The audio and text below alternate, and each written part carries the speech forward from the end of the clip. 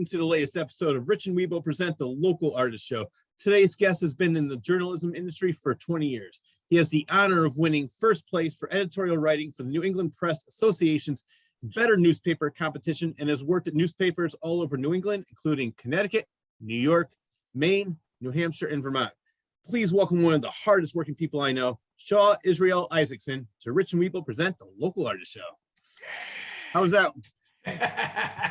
This is kind of a shoes on the other foot, because you have interviewed me and Wibo so many different times for different newspapers, and it's good to be able to ask the questions to you now. And I have plenty of questions to ask you. Yeah, I think a lot of people do. I'm in the hot seat, and man, I'm feeling it burning right now. So, yeah, I'm ready. Well, let's get right into it. You are currently the editor of the Winsted Phoenix, which is formerly known as the Winsted Journal. So first of all, how long have you been there? Okay, something I got to correct right there. We are not affiliated with what was the Winsted Journal. The Winsted Journal was a newspaper that was published for 21 years by the Lakeville Journal Company, or Incorporated. I worked for the Lakeville Journal for about 11 years as a reporter for the Millerton News in Millerton, New York, the Lakeville Journal, and of course the Winsted Journal. Yeah. I was the editor of the Winsted Journal for 3 years until it went out of business a few years ago, back in 2019. And eventually what happened was a lot of people were talking to me and saying, Shaw, who's going to tell the news now? Now that the Winsted Journal is gone, now that the Lakeville Journal is not covering the Winsted area anymore, who's going to cover the news? So me and a bunch of folks started the Winsted Phoenix. And I started it back in May of 2019, and a nonprofit board was formed to support the paper back in August 2019. I started my journalism career back at this newspaper in Kingfield, Maine called The Irregular. It's a terrible name, but it's still publishing. It's a weekly. It covers stuff over in Carabasset Valley in Kingfield, Maine, usually ski resort happenings and everything. And I've worked for the Sun Journal in Lewiston and Auburn, Maine. I've worked for the North Ames Transcript, which fortunately went out of business a few years ago. I've worked for all the papers like I just mentioned. And I've pretty much worked up and down the East Coast. You name it, I've been there. Now, did you just happen to be living in these areas, or did you move there because of the job? I moved here in 2001 because basically a lot of my members of my family died. And the last known member of my family, my aunt, was living in Connecticut. I used to come up to Connecticut all the time in the late 70s and 80s when I was a kid to visit my aunt. She was all the way in the Stamford, the Greenwich, and New Haven areas. And I always traveled from Baltimore up to here by train, and I always loved Connecticut. For many, many years. Great area. I love Connecticut. So chances are good you probably may have met me even before you even knew me. Yeah. Well, that's what I want to talk about. You are everywhere. I love, currently you're with the Winsted Phoenix and you're promoting all the local artists. You're at almost every event I see. There's so many different events I heard about because I see you covering it. And I love the fact that you're promoting all of these different, all these creative people. Yeah. Well, the idea is to give back to the community.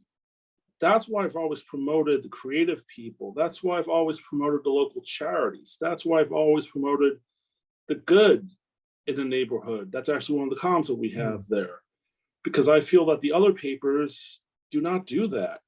A lot of time the other papers come up for these stories when somebody is stealing money, like the Henry Centrella incident that happened a few years ago in Winsted, when there was a crime in Torrington or in Winsted, or something bad happens. What about all the good that happens? I mean, I still cover the bad, but I also cover the good as well. I love that. Go ahead. That's what community newspapers should be about, is covering the whole community and not just covering one or two articles. And it's also not about running a press release as a story. I've seen a lot of these papers run press releases as stories and not even interviewing people. When I run a press release, I put down it's a press release. I call a spade and a press release a press release. Well, And, we don't do that. yeah, well, that saying, if it bleeds, it leads. Unfortunately, people love conflict, and they will read more about that than like, oh, it's a sunny day, everybody's happy, and oh, that's boring. Oh, wait, there's a car accident. All right, I'll be over there. Unfortunately, that's how most people act. Well, that's true. But the thing is, you leave something behind. Once it bleeds, it leads. Leave behind a whole community. Leave behind the artists. You leave behind the musicians. You leave behind the volunteers. You leave behind the good. And it's been pretty bad. When I was doing the Winsted Journal, I was covering the good in the neighborhood. I went out and covered the benefit events. People were actually donating things for people. There were actually, family benefits. There were benefits for fire departments, police departments. It needed to get out there. And it can't really get out there, even with Facebook, because with Facebook, you see it like one little second on your feed, and it goes away. Yeah. It doesn't work. You got to get it out there in the best way you can. The best way you can is through papers and through promoting it on your website. I love that. And I also love the fact that you actually have print, because everything is all about getting people to click on their story and get the most people to click on it. So they will say something like, oh, find out why Ryan Reynolds is hated by everybody. You click on that. The article has nothing to do with Ryan Reynolds, or nobody hates him. It's just all these things. It's all fluff articles, and it's just to get people to click on there. I love the fact, one, you have it online, but you also give people the opportunity to have the paper in their hand. That's like, I'm old school. I love having a book in my hand. I love having a paper in my hand. And I'm glad that you're still keeping that tradition going, because I really it's a dying breed. I appreciate that, Rich, but unfortunately, we will not be going back into print for a while. We're going to continue with the online part, but I think this is what we're going to get into, because I know we were talking about this beforehand. I think we're going to have to say, at least I'm going to have to say what happened here. But should we get into it now? I was going to say, there's no better time than right now. So let's talk about, you're with the Winsted Phoenix, and probably about a month ago, you asked me to be part of the board. I was on the board for maybe 2 weeks, then all of a sudden, all hell broke loose. So let's talk about exactly what happened, why it happened, and what's going to happen next. We kept the paper alive through the pandemic. We stopped printing through the pandemic because we couldn't distribute it any longer, because a lot of the places that we used to go to closed. So back in March or April, we started printing again. But then there were certain members of the board who had some ideas of taking the paper in a different direction. Now, they wanted to recall it the Northwest Phoenix. They wanted to change where it became more of a lifestyle magazine. We have all these lifestyle magazines already. We have, the Northwest Arts Council's magazine. We have Litchfield, what was it called again? I'm sorry, Litchfield, I can't remember. I know what you're talking about. Yeah. But I do know which one you're talking about. They have that. Yeah, no, I think the paper that you run, or the paper you're a part of, is great, because you run articles. Two examples right off the bat is the mural that's over on WAPJ building. Yes. With Martin Luther King, John Brown, and there's also a poet. I'm not sure of her name, but I love the fact you ran a story about that, and there was a big opening ceremony in the parking lot. And also you ran recently, there was a starring Corey Glover and from Living Color, the band, and so many other bands, and there was a festival that was Northwest Arts Council who did that. Yeah, but we covered that, but we still covered the hard news. Yes. We were not afraid to cover the hard news in politics. Yes. This is an election season in Winsted, in Colebrook, in New Hartford, and in Torrington. How can you just turn a cold shoulder on that? I know. So these board members were saying, let's forget about politics. Let's go for more of a lifestyle magazine. And to top it all off, I guess I'm going to start dropping the bombs here. I'm ready. For the past 2.5 years, I was only making $100 a week on my work for the Winsted Phoenix. A lot of work. Your name is synonymous with that newspaper. For me, I thought that you were it. I mean, every time there was somebody said, Rich, you want to be interviewed by the Winsted Phoenix, which was at least 3 to 4 times, they said, get in contact with Shaw. You were always the contact man. I always tried to be there, Yeah. So, I mean, they gave me a raise back in, I think it was July. They gave me a raise from $100 a week to $125 a week. Ooh, man. Now you can remember, buy that brand new house you always wanted. There you go. Yeah, the And the little car. Monopoly house, the Monopoly board. Now you got to remember something though. Not only was I the editor, but I was a reporter, photographer, website designer, the one who paginated the pages, who did the layout, who did the design for the physical paper, and I also delivered the paper to several towns. Yeah. For what ended up being $125. Now, what I did was I supplemented that with the Gilbert School. I was the media person for Gilbert. Gilbert's the semi-private school in Winsted. So what I did was I was a PR person, the social media person, did COVID updates, did website designs, wrote for their magazine, wrote for their alumni magazine. I did quite a bit there. Yeah, sounds like it. So what happened was we had a new superintendent of schools, and he told me to come in his office and talk to him, and I was fired within 3 minutes. Why am I fired? He goes, well, we want to go in a new direction. What's the new direction? Well, we just want to go in that new direction. But who's going to do the buzz? The buzz was the newsletter we did weekly to basically unite the school through the pandemic. The buzz was an e-newsletter that had alumni profiles, student profiles, teacher profiles, interviews, everything. And he goes, well, we're not going to do the buzz anymore. We're going to do something different. I'm like, okay. So as soon as that happened, I asked the board, guys, I don't think $125 is going to cover anything that much. I mean, can I have something more of a raise of anything? No, you can't. Well, let me ask you a question before you even go any further. Yeah. The guy that is in charge of this, we don't even have to mention names if you don't want to. What does he do? I mean, it sounds like you're doing everything: website promotion, writing the articles, putting it in different businesses so people can read it.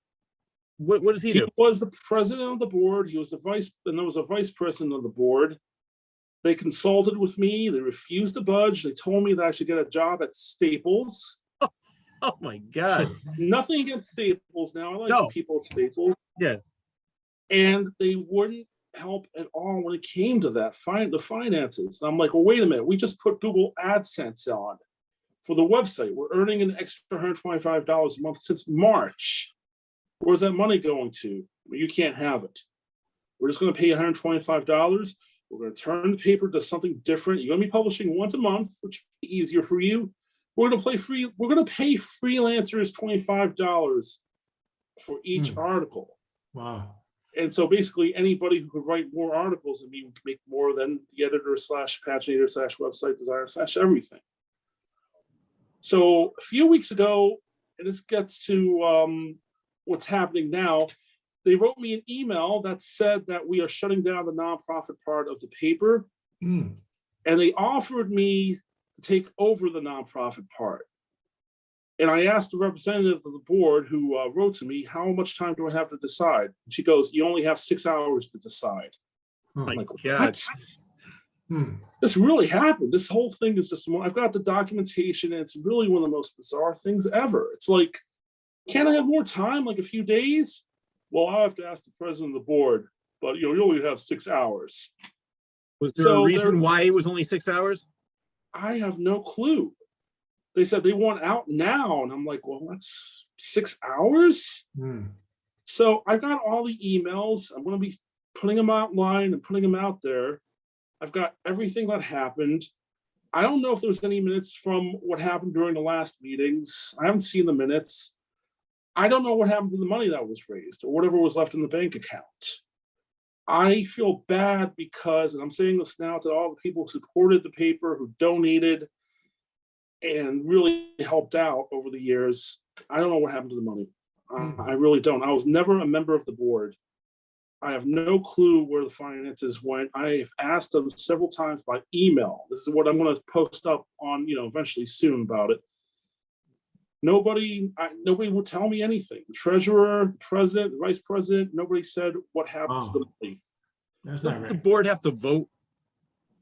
Yes. Because I can say as part of the board, I think the only time I received an email asking about a meeting was probably the last one.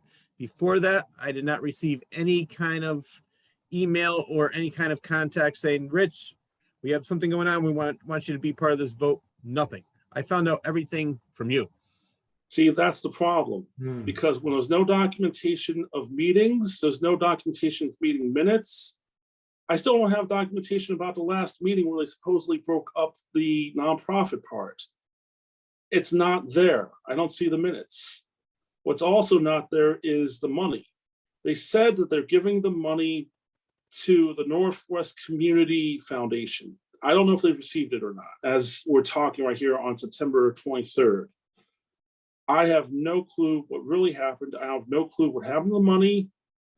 And right now, a lot of people are wondering, hey, Shaw, why are you posting that you're looking for a job on Facebook? Well, because I'm looking for a job, because I got nothing. I got no income. And it's just what's happened. And I've stopped talking about all this because I did tell some people, including you and Wibo, about what happened. A lot of these people who are my friends, and I kind of feel like I've drowned some of them because there was so much stress involved in this. And whoever's listening right now, I'm really sorry that this happened, and apologize for just this mess. I wish I could have had control over it. First of all, it's not even your fault. Second of all, I don't blame you for wanting to get the correct information out there, because people are going to have the wrong impression. They're like, oh, Shaw just left the paper. He had no concern or care about it. It's like, that's the exact opposite of what really is going on. You want to be a part of it, and you're basically being left out. It seems that way. So I'm glad that you're getting the word out, and I want people to know the real story. And I'm glad that you're doing this. Well, I have no communication. But it feels really weird, Wibo and Rich, that I'm like the news story here. Because when you're a journalist, the thing is you never become part of the news story. And another rule is, of course, you don't make friends with the people you've been interviewing or you've interviewed. And I've broke that rule about how many times now? 400? You know what, though? I know why people say that, but I also think it could be a good thing, because once you get to know them on a personal level, they open up more and they become more you become more trustworthy to them. They're like, you know what, Shaw's a great guy. I don't mind telling him this, but I wouldn't tell somebody else this. So I think you probably get more information from people because you are friendly and you're outgoing and you do become friends with some of the people that you write about.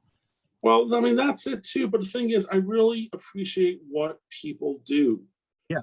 I appreciate the hard workers at town hall and city halls, whether it be the town clerk or the city clerk, to the mayors, to the janitors, to everybody in that building, including the people who you don't see.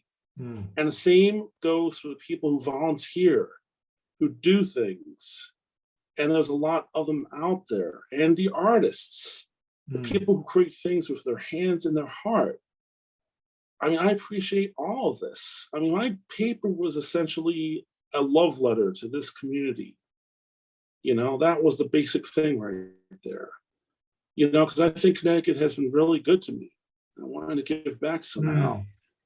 Giving back. So that's basically why I continued with it, because I could have left after I got laid off from the Lakeville Journal after 11 years.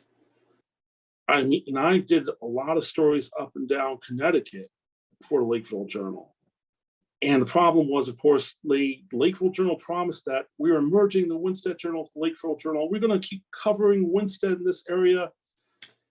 And then they turned their backs on the area. At one point, the editor told me when I was working for the Lakeville Journal during the last year, she didn't want any coverage of Winsted.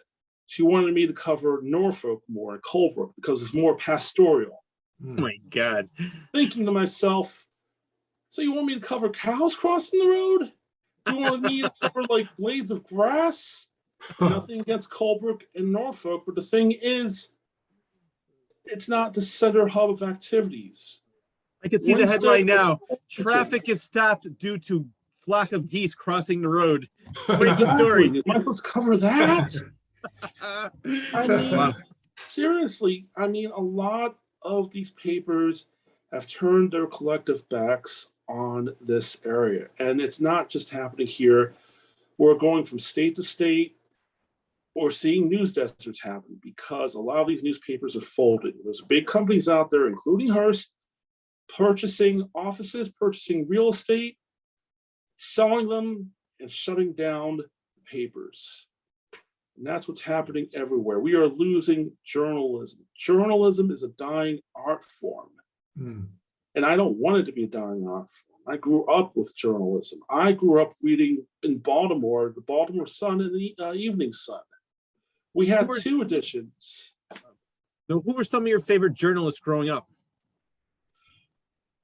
I had a lot of them. I can tell you right now, there are a lot of journalists in newspapers I'm a big fan of. TV journalists. We had some really great ones like WJZ TV in Baltimore.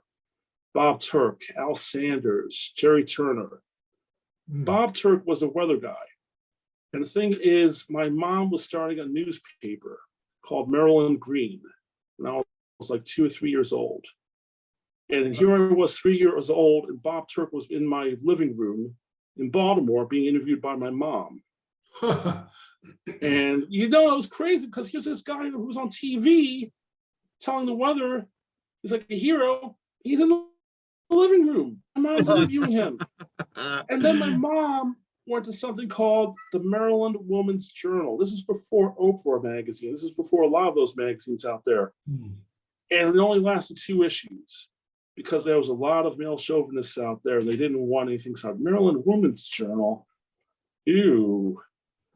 So I would have to say who inspired me the most, what journalist? It was my mom, for crying out loud. Looks like the acorn does not fall far from the tree. No, because I mean, my parents bought me newspaper programs when I was a kid to do my own newspapers. And I did. I started my first paper when I was 13 years old. Dot matrix printers, little computers. It was bad paper because it was only written by 13-year-olds. But that's how I started. I've always had the ink in my blood, I just kept going with it. I might continue with it, Barbara. Oh, sorry, Rich, go on. I was gonna say, for me, I think growing up was I loved Dan Rather. I loved watching Mike Wallace on 60 Minutes. I also liked Bob Woodward as a journalist, and also this is before my time, but just I love reading. I love history, and I love different current events. Edward R. Murrow. I think that he did a lot as well. Murrow, Woodward, Bernstein, and Cronkite. Yes, Walter. Can't forget him. These are journalists that really didn't need pizzazz. They didn't need fancy graphics on the bottom of the screen. They weren't personalities. Yes. They told you the news, and you didn't have to promote the news. You didn't have to have advertising. Because the problem nowadays with news, including television news, and even newspapers in some sense, it's not about telling the story. It's about having personalities. It's about, just having it all the way to all these people with, black shirts like Anderson Cooper and his newscast, and promoting him, and all these other things, Fox News personalities, CNN personalities, personality. Where are the stories? Where are the people? Oh, yeah. I mean, and back then, there was really no opinions either. There wasn't. It was more like Walter Cronkite would tell you exactly what the news was, and that was it. And instead of, like you said before, all about personality, making the person who's telling a story the story instead of actually the story just being a story on its own. And I hate when they inject their opinion in there and people who watch it say, oh, well, that's fact. No, that's what the guy's opinion is. And depending on, we're talking about politics right now, depending on which way you slant to, you're going to believe what they say. You're going to believe. And somebody brought up a great point. They said back in the 50s, 60s, and 70s, and even part of the, there was only 3 stations, ABC, NBC, CBS, and everybody had a shared experience because they always watched the same news. Walter Cronkite or whoever was, the popular one at the time, Harry Reasoner, Barbara Walters, and we all, the next morning at the water cooler, would all talk about the same thing because that's all we saw. Now you have people on YouTube stating things that are not fact at all, but people will take it as fact, and then you get in a fight with them. Oh, you don't know what you're talking about. There's so many, I think, social media is Yeah, just making it it way too polarizing, way too divisive. Social media could be good in so many ways, but when it comes to getting the news, they should not be getting it from Facebook or Twitter. That's the problem right now, is that we have so many pebbles in that little small pond, to the point where nobody knows what to believe in. People are getting their news from TikTok, from Instagram, Yeah. from memes. They don't have people who are actually who are professionally, who study each story, who research it. See, there's a reason why a lot of my articles were always long. And that's because I always try to cover not just the black and white, but the shades of gray in between. When it comes to political stories, when it comes to controversial stories, I don't like just covering two sources. I want to cover 4, Yeah. 5, 6 stories, everything there. Somebody compared my stories once to a long solo by the band Fish, where they just kept, it was like Trey who keeps playing about 40, 45 minutes of guitar solo and doesn't stop. Well, there's a reason why I did that. It's because I want to get all sides of the coin. And then it's not just 2 coins. We're talking about, if you look at a Dungeons and Dragons, die, that has about 70 or 80 sides to it. That's what I always liked doing. That's what people liked. People like something in depth. We don't have that anymore. We're missing that. Most And that's people, scary. most people just read the headline, and then the first paragraph, and they think they know exactly what they're talking about. This happened to me one time. That's why I'm saying it. Somebody did that, and I read the whole article. It just happened to be somebody talking about it. I said, well, did you happen to read the other 5 paragraphs? No, what are you talking about? I said, that just was the introduction. There's a lot more that happened to that, and that part was just trying to get your attention. So a lot of people, unfortunately, have I call it the ADD nation, where they want everything fast, furious, 2 minutes long. I'm out of here. I'm bored. On to the next thing. We are in an ADD world Yes. where everybody wants everything now. Boom. Let's just take that information, put it on a USB drive, and just upload it to our brains in like 5 or 6 milliseconds. I don't have time to study facts. Just tell me what's happening. It's like news has become the McDonald's kind of thing. Yep. Fast, unhealthy, bad for you, but it's there. And we'll choose that because it's the most convenient thing. And it's a big problem with news. This is why people are leaving journalism. We have some of the most talented journalists in the past 10 to 15 years leave the field. A lot of people are leaving the field. You had somebody who won the Pulitzer Prize a few years ago for taking a really horrible picture, but it was horrible because of what happened. The poor person got run over at a rally, against racism. He won a Pulitzer Prize, but he left journalism because he couldn't take it anymore, the way the industry is. So he started working for a beer company. He's doing social media for them. And, that might be my career. I mean, who knows at this point? Maybe that might end up, that'll be me. I hate saying it, but this is what happens. I've known a lot of people who've left the industry because it's getting smaller. It's being, people just don't want to read it, but also the companies, the hedge fund companies who've purchased the Hartford Current, shut down the offices, and the paper's getting smaller. People have complained to me a lot about these other papers. And we're not just talking about Connecticut, we're talking about all 50 states here. We're losing an era of information and education. And that's what's happening right now. We are losing it. We are losing the people in the field. But just look, I'm going to use the New York Times as an example. I remember how big it used to be, especially the Sunday edition would be about this big. It would be maybe 50 cents to $1. Now it's $3 and it's this big, and it's all ads. The paper's getting smaller and the price is going up. How can you support journalism when it's getting smaller and smaller, and how we're losing more and more? The New York Times, all these other papers are getting smaller and smaller, and they're covering wire service stuff more and more. Where's the local news? Where's the information that we need?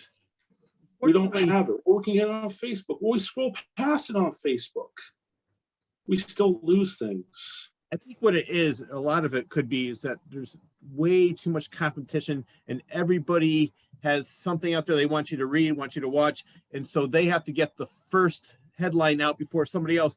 There's a movie called The Paper. I don't know if you ever saw it with Michael Keaton. Oh, yeah. Yeah. So the whole article was about these two kids who were walking by and they saw somebody that was murdered, and they're like, we gotta say that they were the guys that killed him. Like, no, we don't. Michael Keaton was the editor. No, I don't believe they did it. Well, you know what? They're guilty today. We'll do tomorrow we'll say not guilty. But we have to get this paper out fast before anybody else gets that story. And I think a lot of it has to do with that. Just trying to stay. Yeah. And they're trying to stay above everybody else because there's way too much competition now and everybody wants to be number one. So, well, that's part of it. But another part of it, I think, is that there's a lot of people out there who don't want to pay for the news. Yeah, that's there's true a lot of people who think that what you're doing is a community service. We don't need to pay for you. You shouldn't be making, a livable wage. You should be only making $100 a week, if that, maybe even less than that. You shouldn't even get anything. Hell with that. Let's just, use you as a community service, and you don't need to make anything. And that's because I think the plight that I'm going through, I think it's happened a lot in other cities and other towns and other states where we've lost papers and journalists stop becoming journalists. If somebody wanted to become a journalist and they asked me for advice right now, I'd say, I know. Kid, you might want to rethink it for a little while, at least until the field gets better. And I don't see it getting better for a while. I mean, I'd be careful out there. There's one good thing. I always talk about this. I say that people always need to have a passion, something they're really passionate about, some kind of hobby or whatever. So maybe if you're not making enough money from that, if you get a job doing the social media thing, like you mentioned, you might end up doing if that ever came along, but then do the paper on the side if you have some time as a passion project, and then you can put all your journalism expertise into it, get people that are just as passionate as you. I'd be more than happy to help you out, start our own paper. But the thing is, I'm trying to make them understand, the board understand, they didn't understand. This whole thing is not a 5 or 10 or 15-hour a week job. This is a 40-hour a week job. Oh, yeah, full-time job. Is a news. You run a newspaper, you had all these duties. When you're an editor, it's a full-time job. Yeah, that's true. One of the other reasons why I'm only switching to online only for a while is to cut back on the hours a little bit.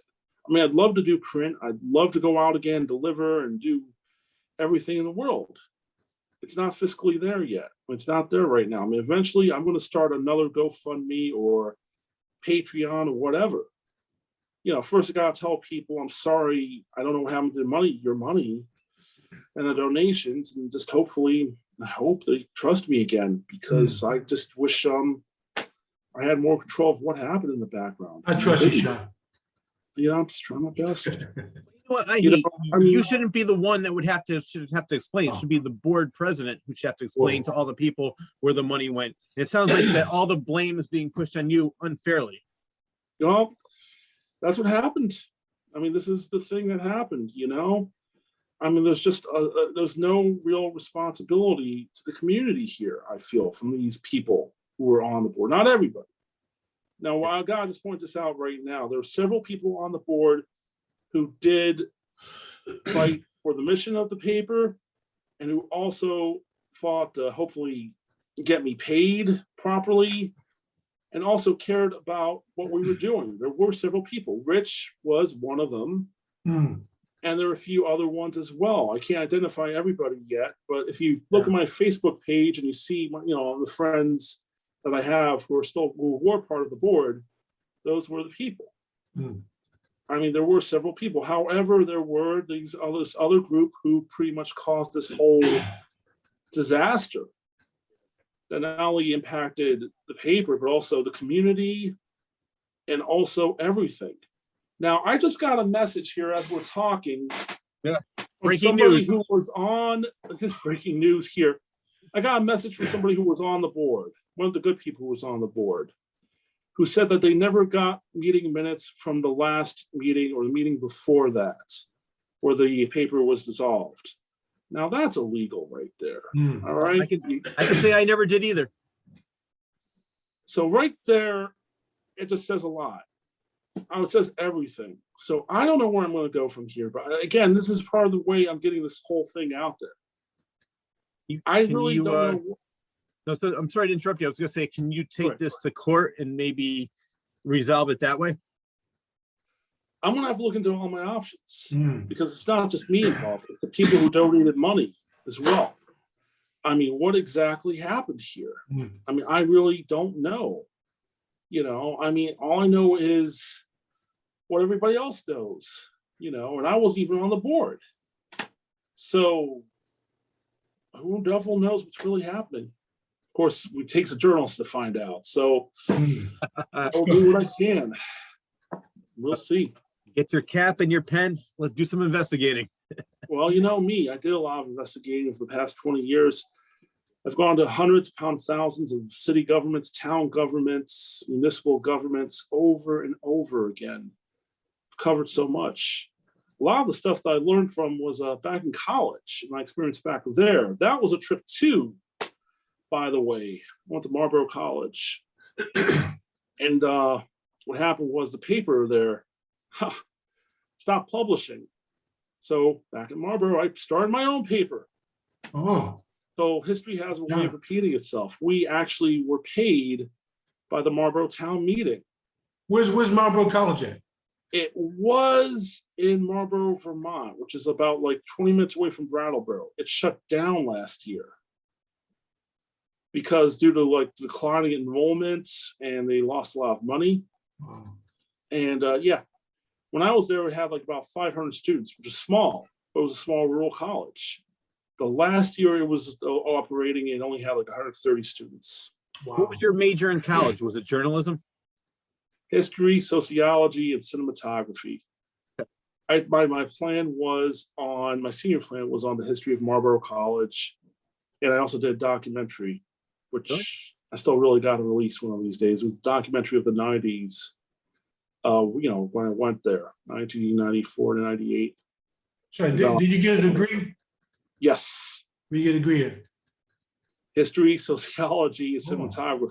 Oh, wow. I also got student loans to top that off too. But that's another story for You another have time. a bachelor's degree? No, I haven't done a master's degree. I could go for a master's degree. Oh, that's your bachelor's degree. Yeah. Maybe eventually. I mean, colleges are declining too. That's the other problem. I mean, I just think that we're losing education and information greatly. That's true. We're in that weird generation where we're losing all this knowledge. I forgot how low we are compared to other countries in education, but we're nowhere near number one in education right now. It's sad. No. The teachers of the world right now and the professors, they're all fighting. They're fighting to get the best education for the students. And it's tough because now we also have COVID. And they have to do all these things to keep their kids safe. So it's an uphill battle. A lot of these, I've got some friends who are in education. They want to be full-time professors, but these colleges can only afford them as adjunct professors. And it's low paying, and it's really tough. I talk to them a lot. It would be, I think, the toughest time to be a teacher. An example would be because, as you said, trying to keep the kids safe, but then the kids have parents who don't believe in COVID. They think it's a hoax. So the teacher's got to tell this child, no, you have to put your mask on. My mom says I don't have to. I hear stories like this, and that's what I'm bringing up. I would not want to be either a teacher or a cop during this time period. I actually covered a story a few weeks ago, the Winsted Board of Education. A parent threatened the school district. She threatened to sue the school district because she did not want her son to be forced to wear a mask. And it was just outrageous. She gave like 6 pages of documents. Wow. And these documents were all sourced to all these like third-party news sources and like news sources that are just spouting off junk and unproven theories. But she quoted them. And in my article, I didn't quote anything except 1 or 2 sentences that she said, because I didn't want to spread the junk around. I didn't want to spread the hearsay and the false narratives and everything. But that's what we have right now is, again, we have fights because We have all the fake news. We have all this stuff that nobody's researching. There's a And documentary so there's a documentary that actually talks about this. I think it's called The Social Dilemma. I could be wrong, but and I'm trying to think. So I saw it several years ago. It's the guy that created Google, I want to say. And what happened was they were trying to tailor it to your likes and needs and wants. So say you clicked on something, you would get 5 or 6 different videos or articles regarding the same types of subjects. So now everybody's doing that. It's gotten so bad where every 12 different people have 12 different realities because everything they click on will be, say somebody types in anti-vaxxing. All you're going to get are articles and news things about that. So one person over there who watches something else, it's like, there's no truth to that. The other person, like, what are you talking about? That's all I ever see or hear. So there's too many bubbles, too many alternate realities. And it's all because of with this social media. And they said, we have to stop it. It got out of hand. I did not want it to be like this. It was more for advertising purposes and not to cause social unrest. And Rich, that right there is why newspapers are important. Yes. That right there is why we need more of them. We need to pop these bubbles.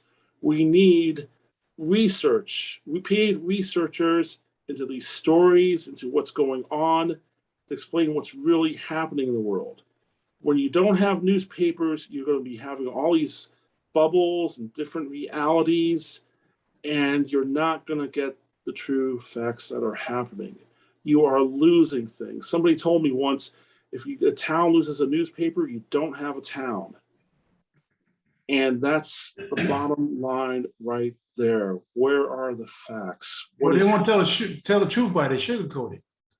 They sugarcoat it. They don't just put a little bit of sugar, like a little spoon of sugar. They put a whole mountain of sugar. They open the damn bag of 5 pounds of Domino sugar and they pour it all over the truth to the point it's so obscured you can't even see it anymore. Not with a microscope, not with anything. When you have a newspaper and you have journalists and photographers and people who look into it, you'll find the facts, you'll find the truth. But we don't have that much anymore. I mean, unfortunately, well, I think unfortunately, some of these journalists don't even believe what they're writing. They just know what their geographics or their demographics like, and what they want to hear. So I'm going to write everything. So they'll read all my stuff. Sometimes and that's probably the worst thing a journalist can do is just be, I'd rather have a journalist. That's why I like your stories, because as you said, you were in the beginning of the interview, you were saying like they made a comment of like a fish show, but I like that because you have different sources. You don't just talk to one person and say, well, it's got to be true. I talked to this person. Like, no, well, she says this, but he says that. Let's put it together and get the real story. And I love that. And that's why I trust you. Yeah. Thank you. And that's what journalism is supposed to be about. Not one source, not a press release, but interviewing 7, 8, 9 sources. Shake the tree to make the facts come out. Make all the leaves come out and get all the facts and get all the information that you can. That's what it is all about. It's not supposed to be about copying a press release or whatever comes through the wire or whatever comes through Facebook and then making it to a front page story. Talk to people, listen to them. I've had interviews that have gone on for hours. Well, okay, I can't use the whole thing, but I use, a good portion of it, like 5 or 10 minutes, pile it and do what I can. But you're getting as much as possible out there to the people to make their own judgments so they can make their own judgments and so they can understand what's happening. It's not just a perspective of like one person or one little thing. Just don't be afraid to ever ask questions. If anyone out there is listening to this 5, 10 years from now, and wondering what journalism is all about, just never be afraid to ask questions. Anyone at any time, because that's part of journalism. Who, what, when, where, and why. And of course, it's also because. That's the whole thing. Just never forget about that. It's not about looking good in a black shirt. It's not about being a personality. It's not being Geraldo or Vera, and the scoops of like Al Capone's vault or, just being on TV. It's not about that. It's about telling the truth and every single side, not just one or two sides, but every side, every shade, everywhere. Don't Funny be you say afraid that. of either.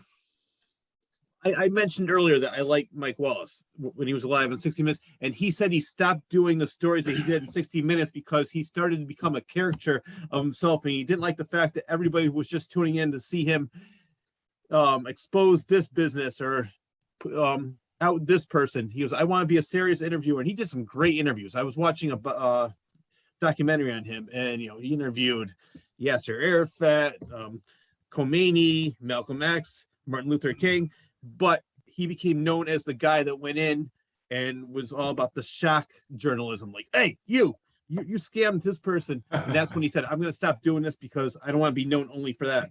And I like what you said that. Yeah, well, he put on the brakes. He knew when to stop. You got to admire that, because, he knew that he was becoming more of a personality than a journalist. We're losing the real journalists out there because there's just all these people who want to become personalities. I really don't care if I'm on a poster or a picture on Facebook or whatever, or if I'm blown up on a billboard. All I'm here to do is just tell the story. That's all I really care about, and to talk to people. That was what my journalism career was about, right there. It's getting the news out there. Do I even look like I have a face for it, like a promotional ad for TV? Anything? Look at these cheeks right here. Look at this chin. This is a face for radio, but this is also a face for newspapers. It could be like being seen. It's about showing the news and showing the people you're covering. Not about this. Not about. Who wants to see this?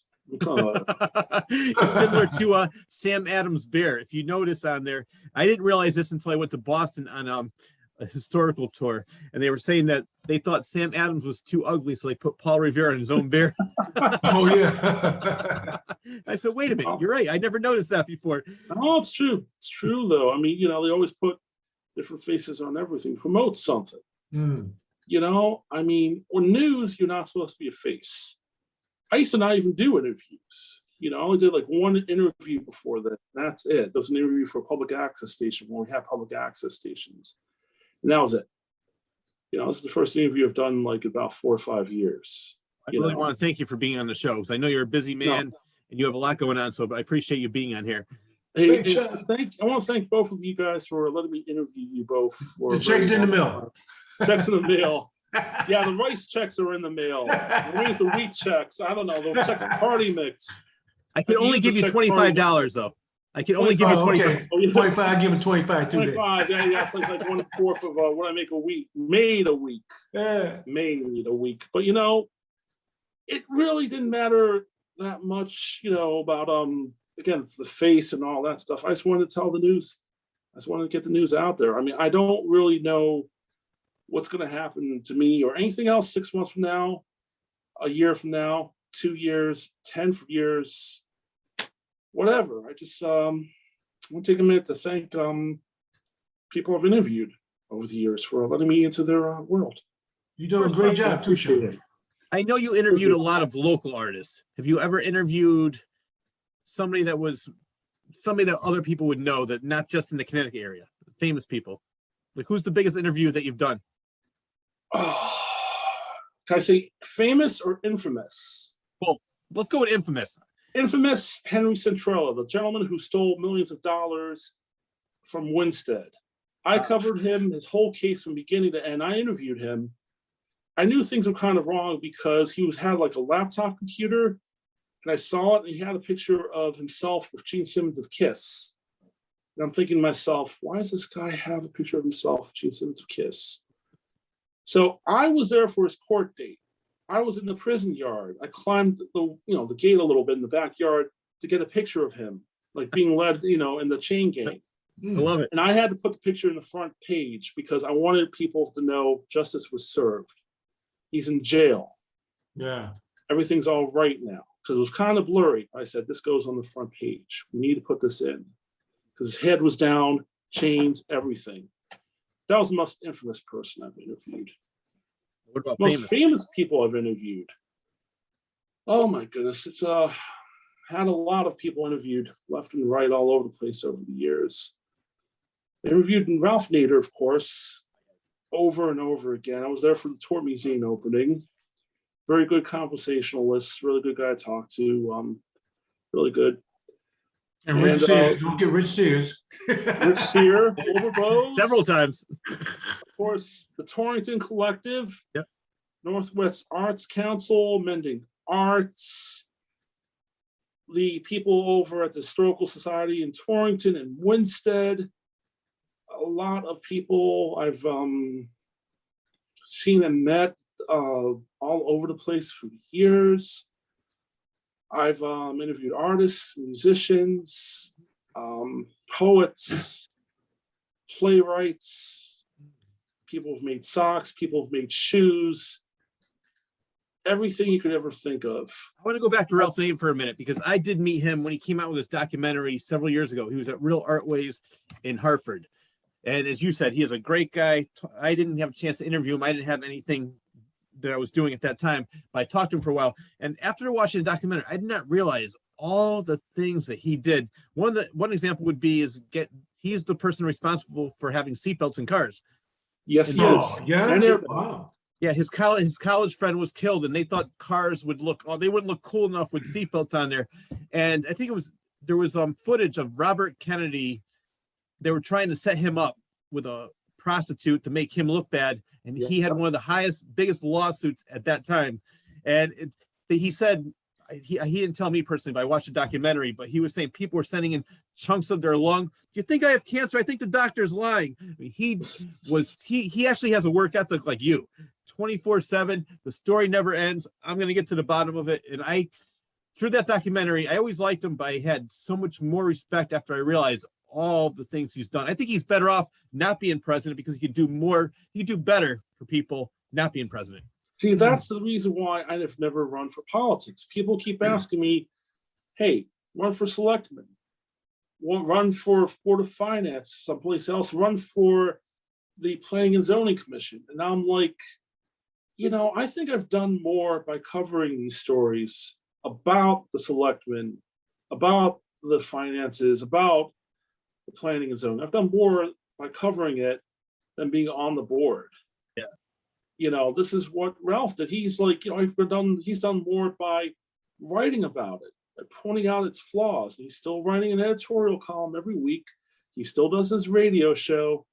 And that Tort Law Museum is still open, by the way. It's got a little different hours now, unfortunately, due to COVID. I think it's open like 8 to 4 weekend. But anyway, it's on Main Street, Winsted, if you guys want to stop by. But the thing is, you just never stop. Yeah. I mean, I don't see Ralph is in his 80s. I'm gonna just try to keep going in my 80s or hopefully 90s. I don't want to retire because I know people are already planning their 401ks, already trying to kick it at country clubs, already, just trying to retire. I don't want to retire. I don't want to stop. I've got like 5 fingers on each hand. I still got 2 feet. I still got my ears. I don't have much of my hair left, but that's okay. I think people have accepted me. I used to have very long hair in high school. You look more distinguished. Yeah, I wasn't distinguished at all. I'm jealous. Oh, sorry, Wibo. No, I'm getting there, Wibo. I'm racing there. I'm in the race. You ain't gonna believe this one. I got a good story about my hair. I was in high school in Maine. I'll tell us real quick, so I know we're running out of time. I was in high school in Maine. We have plenty of time. Okay, great. I went there in the 12th grade because we moved from Baltimore to Maine in my 12th grade. And the school up there, the kids didn't like me. Nobody liked us because we were from Baltimore. No. The Maine people up there, this is Kingfield, Maine, they hated us. So here comes the high school graduation. I had great grades. We were ready. My aunt and my cousin were driving from Connecticut to go up to Maine to see me graduate. Principal calls me in, day of graduation. Shaw, your hair is too long. You've got long hair. It's all over the place. We are not going to let you graduate. So here's your diploma. Oh, wow. And thank you. Goodbye. So I got my diploma. But I was not allowed to march with the other kids. Wow. And so, So all these years I've been covering high school graduations, elementary school graduations. I never went to my own high school graduation. Imagine if that happened now with social media, you would be a viral sensation. I Oh, would yeah. have been a viral sensation. if it you'd be happened the now. king. Yeah, I would have been.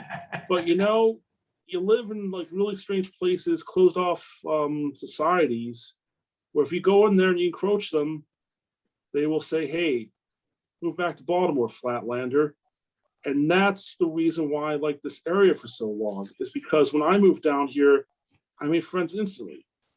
I've made a lot of friends. People are really nice out up here. Hmm.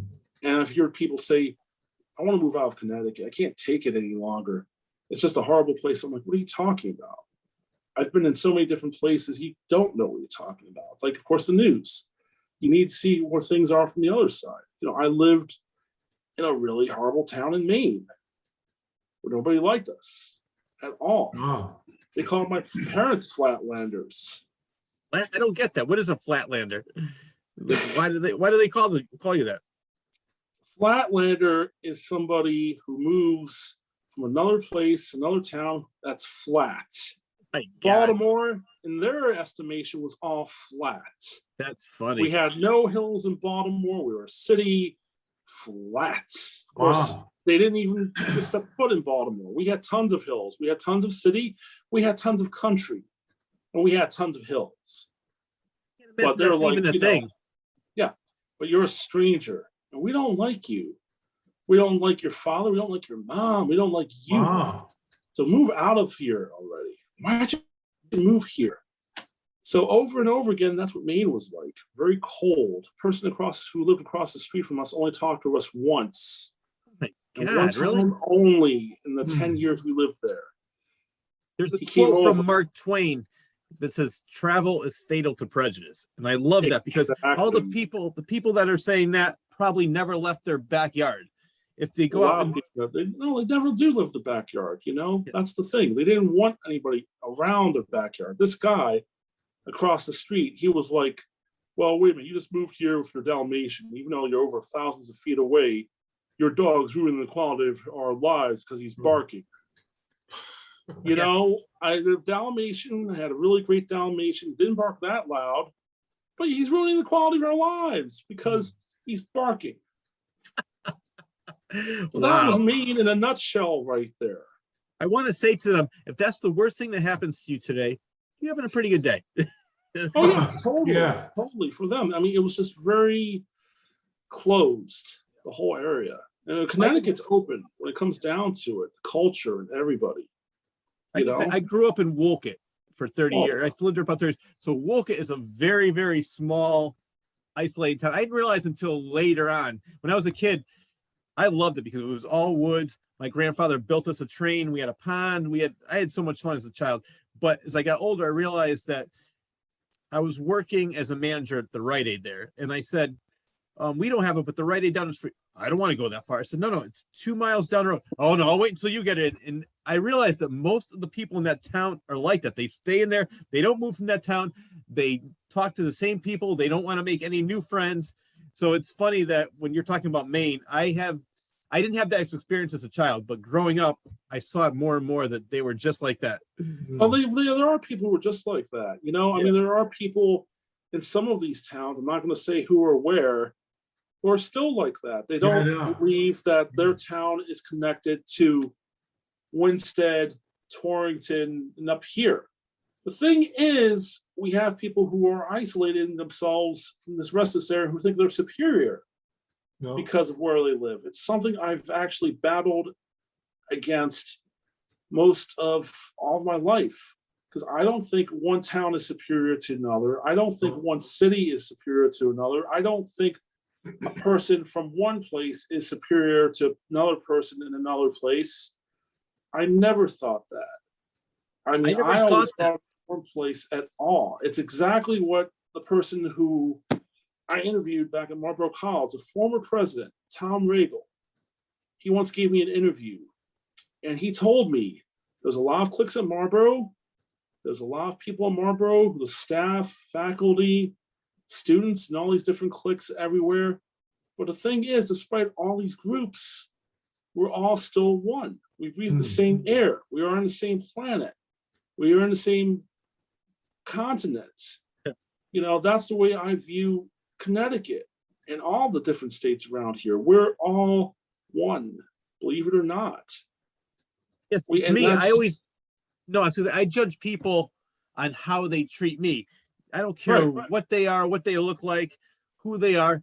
But if you treat me well, you're a good person. If you're a jerk, I don't want anything to do with you. So, I mean, there's good and bad. And also, I personally want to learn different cultures. I want to learn how different people live, because the more educated you are, the more open-minded you are. It's true. I think you can be in society a little bit better. It'll be easier for you to get along with everybody. Like, I love talking to people just like you. That's why I love interviewing different people. I meet so many interesting people doing this show, just like you do with the newspaper. And it's so much fun to learn about different cultures, about different people, about different habits, about different ways of life. And I cannot imagine being so close-minded to say, you're not our kind, get out of here. Yeah. See, exactly. You Flatlander. That's why I've covered all these organizations for the years. Culture for a Cause. That's why culture, our culture is beautiful. The Northwest Arts Council, all these different organizations over the years. The Northwest YMCA, all these groups and organizations, they've actually tried showing people what these cultures are all about, the difference and different cultures and everything. And I hope they go on for another 50 or 100 years, because we need that. But not just in this area. We need these organizations in other areas too, because we need to see, what people are all about. We need an understanding.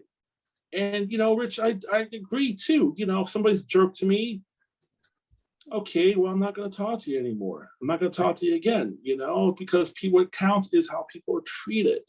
Exactly. Other people don't realize that. We're still in a very cold world sometimes, where nobody helps anybody else out. It's not about political unity or whatever. It's about empathy.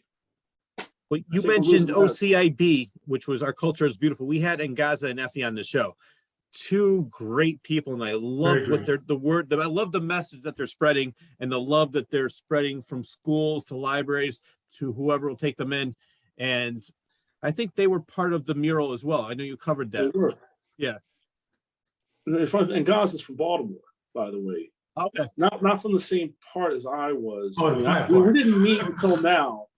It's not like some sort of like time warp or something, or like some sort of time, thing or anything. But we need organizations like that. We need more education out there. That's the biggest issue right now. Yeah, I mean, education is a big issue, not just cultures, but of course, media, newspapers, everything you could think of. We need more of that. But it's just getting smaller and smaller. It's a fight. We are all fighting for knowledge, get knowledge out there. Yeah, it's true. But we're losing it. We are losing it. That paper you were talking about before that got smaller, New York Times. By the time this decade ends, if they even have it, it's going to be smaller than one of those old Cracker Jack box toys that we used to have. It's this little. It'll probably be a QR code. It is getting small. See, we don't have it. Now, I can tell you right now, people still read newspapers. I used to work in a convenience store in Vermont. I would say about 25 years ago. And it was during the overnight hours, like it was like, 11 o'clock at night till like 8 o'clock in the morning. There used to be a group of people at 5 o'clock who would stand there in front of the counter. I was a clerk. They would stand there right in front of me for almost 30 minutes. Where's our newspaper, Shaw? Where's our newspaper? They wouldn't leave until they got their newspaper. This was in Jeffersonville, Vermont. Shaw, where's our newspaper? I don't know. The delivery van hasn't showed up. We want to see the news. Where's our newspaper? And that is still happening at all these convenience stores and stores everywhere. There are people out there still buying newspapers. The problem is that, you can correct me if I'm wrong, but it seems like the only people doing that is the older generation. It seems like the younger kids don't really want anything to do with it. As we mentioned before, the ADD, nation where they want the fast and furious and they just want to check something online and then go down to their Facebook and Twitter friends. It seems like the older people. I gotta correct you on one thing. Okay. See, the real reason why they're not, it's not because of HDD and because of Fast and Furious. Yep. It's not because of, it's not TikTok. The reason why they're not picking up newspapers is because there isn't any news that would interest them. Yes, that's There's true. no news that's catering to them. There's no news that speaks to them.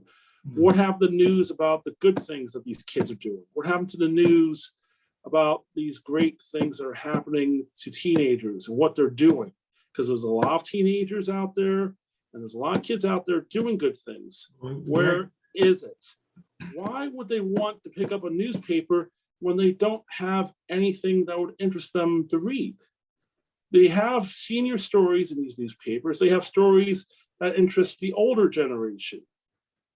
And it's not about HDDT or World HDDT. It's not about any of that. Yeah. It's because there's nothing there that will interest them. There's nothing there. Yeah. Well, you know what? Thank you for correcting me on that. And I do agree with you. And I think also that even with TV shows and movies, they always cater to the 25 to 55-year-old demographic because they're the ones spending money. So maybe, unfortunately, that could be the case. They're like, well, kids aren't going to be buying newspapers. Why do we have to cater to them? I mean, I wonder if that's part of it. The media outlets out there right now have no understanding of how to even talk to children or how to talk to teenagers. They are out of touch with this population. They are out of touch with who they are. When I was a kid, here I think I'm saying how old I am. When I was a kid, I ate grape nuts and sandpaper and everything. When I was a kid, newspapers would send their copies of the paper to classrooms. They would send copies of the New York Times to classrooms. They would send copies of the Baltimore Sun to classrooms. And every desk had a copy of the paper to read and review and to look at. There's no involvement anymore. You don't have newspapers sending out papers to schools. You don't have newspapers going to these schools and asking kids, hey, would you like to write for us? Would you like to take pictures? There's no involvement. That's the real reason why we're losing this generation. And we're going to lose even more over the next few years because we are losing involvement. And also, it's also because we are losing literacy left and right. We need to teach kids more about English, about writing, about grammar, but we've got to increase it. Yeah, no, that's very true. And also what's even more sad is I actually had somebody say this to me. I wrote something down. They said, I can't read that. I never learned cursive. They don't even teach cursive in school. And that's really sad. They don't anymore because they just don't have time to. They don't have enough energy. They don't have enough support from the states and from the curriculums. They just don't have the support anymore. When I worked at Rite Aid, when I worked at Rite Aid, I'm going to validate your point. It was because teachers used to come in and they would come in with buying pens, rulers. I said, what are you buying for? Oh, the school can't afford to get it for the students, so teachers have to buy it if they really want them. I said, that's not right. Why is the school not paying for all of this for the students? I mean, I'm talking about elementary school, not college. This is elementary school kids. It's still happening everywhere. Yeah. They don't provide for the students. We need to provide pens. They should be providing knowledge, paper, and they should also allow for more creativity. Because the problem is we don't nurture the creativity anymore. We shoot it down. A lot of the organizations I've covered over the years, they've nurtured creativity, but it's hard. It's a struggle for these organizations to survive. Fortunately, some of them haven't. I'm sure like by the time this decade ends, a lot of the places and organizations I've covered, they're going to be distant memory. You brought up a great point.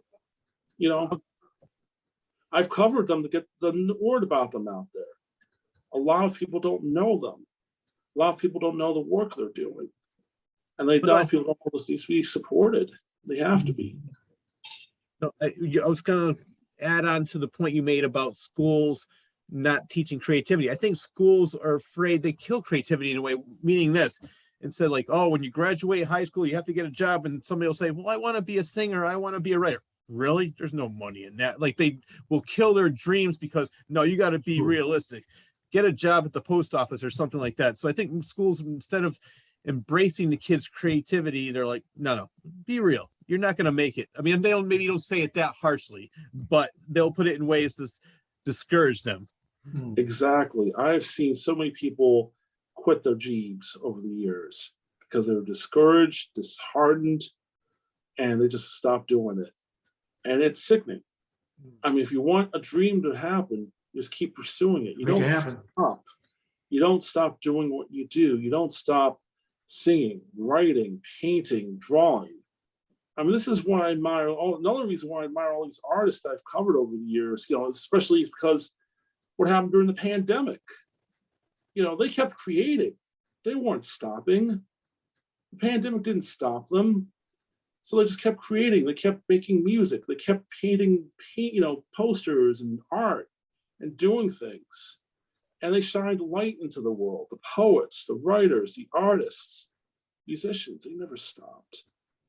Need them more than ever. And, yeah, we do. Don't think that, if everybody thought like that, well, I'm never going to make it, then nobody would ever try. No. Exactly. Yeah.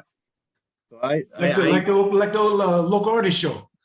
Yes. Exactly. Yeah. See, that's why I like what you guys are doing, because, full disclosure, maybe we should have said this at the beginning. I've covered you guys over and over again through the years, including the local artist show. What you're doing is you're bringing the artists to the forefront. And it's important. People need to see what's happening out there. Because we also lost, public access television. Yeah, we did. That was a few years. We used to have some really great shows on public access in Northwest Corner. They closed Charter Studios in Winsted about 2 years ago, before the pandemic. They've done away with a lot of things around here. But we still have this technology, the Zoom, the cell phone. Zoom. It makes us all look silly, but I'm floating above Earth right now. It's like Major Tom, off this darn thing. But we just gotta keep our art going. We just gotta keep it going. We gotta shine light. Keep it going. And it's tough out there now. It's been tough. Nothing easy. I'm gonna give a shout out to another local talent. His name is Joseph Timothy Quirk. And I work with him on Nutmeg Chatter, Nutmeg Junction, Barnaby Druthers. He has 2 full-time jobs, has 2 kids. He's always busy. And somebody asked him, they said, well, how do you make it work? How do you make it happen? He goes, if you want it bad enough, you'll make it happen. And I love that mentality. I love the attitude. And I think it's a lot of people just get into that motion of like, I don't have time for that. I'll start tomorrow. I'm too busy. No. Instead of after getting home from work and sitting on the couch for 3 hours, you could be writing 3 pages of a new book, or you could be recording a podcast like we are now. So people, if they really want to do something, and I think everybody needs to have some kind of passion besides just working all day. You have to have something, kind of hobby, something to keep yourself going, to keep yourself interested. We lose it sometimes, but we got to encourage it. We got to encourage the passion. We got to encourage the creativity. Cork, a disclosure again, he was part of the board. I know all this is going to come out eventually, but he was a member of the board who left because he didn't have time anymore, but he did help out as best he can. I got to put that in because he was one of the good guys on the board. And he was an inspiration because of all the great things he's done over the years. The Nutmeg Chatter, the Nutmeg Junction, just everything. He never stops. I'm sure 30 or 40 years from now, we're going to have the Nutmeg hologram plays, and we will have hologram cubes with the plays and performances that he will put on, and we will be watching it. Maybe it'll be a hologram cube, or maybe it'll be a VR thing. I don't know. But 30 years from now, Nutmeg holograms, because he's not going to stop until for 30 or 40 years. I'm saying this right now. It's going to happen. Nutmeg holograms. Well, you know what I like about him? I've been a part of that show since the very beginning. And the first thing he said, he goes, this is my plan. I'm going to get on some local radio stations like WAPJ. Next year, I want to move out and get some stations in other states. That happened. 3 years from now, I want to get into other countries. Right now, he's in Ireland and New Zealand. He is actually ahead of what his schedule. He had a plan. He said, by this time, I want to do this. By 6 months later, I want to be here. And I love the fact that he already had it planned out exactly what he wanted to do. He stuck to it. And that's one of the reasons why he's successful. Exactly. He didn't stop. And the thing is, it all started at WAPJ, which is something we didn't even talk about yet, because I'm always have admired WAPJ. I've met a lot of these guys over there. I mean, right there is where the seeds all happened for so much. And it's great to see them still on the air and still here, especially considering we've lost so many media outlets over the years. And we've lost so much over the years. And they gotta keep going. I mean, I hope for 100 years from now they keep going. I worked there too for a while. Yeah, I've done stories about everybody who's been at that station. And a lot of people want me to do a show there eventually. Well, I don't know. I did get training before the pandemic, so I really don't have a voice for radio, but man, maybe someday soon, I mean, my voice is like, yeah, but that's okay. They're about to find out, because right now people are listening to this on WAPJ. Oh, so I'm already on it. Okay. No, you're not on it yet. But what I do is I record it, and then I give the audio to Joseph Timothy Quirk, and then he puts the audio on there. So you're going to be on the station. And I love the fact that's the one thing the pandemic actually worked in my favor, because through Zoom, like you mentioned, there's other ways to do things. I'm able to get guests from Australia, California. I mean, I've interviewed people that you would know would be D. Walls from E.T., Ted Neely, who played Jesus Christ in Jesus Christ Superstar of the movie, Carmine Appice from Rod Stewart and Ozzy Osbourne, and local artists like Vanilla Fudge. Don't forget that. Yes, Vanilla Fudge. Exactly. We talked about that. First person to have a double bass drum. Yes. Yep. We that's talked about the that. way we use technology to benefit us. Yeah. We can break down walls with this technology. We can we could. Technology with this technology. This is the good way to use technology. Yeah. I mean, we can keep going forever and just knocking the walls down. That's true. I mean, that's the way we get culture. That's the way we get arts. That's where we connect to each other. As long as we have that, we keep going with this. And again, 30 years from now, we're going to have Zoom hologram meetings. This is something I do think this will happen. But you heard it here first, right here. Zoom holograms. I heard this. I should trademark it right now, but it's going to happen. We will have holograms in 30 years. I mean, we just got to keep going with the technology. I mean, we just got to keep pushing it. I grew up with like a really, now very old technology, 8 kilobytes for a computer. Oh, yeah. My parents owned a software company in the early 80s. It was one of the first software companies in Baltimore.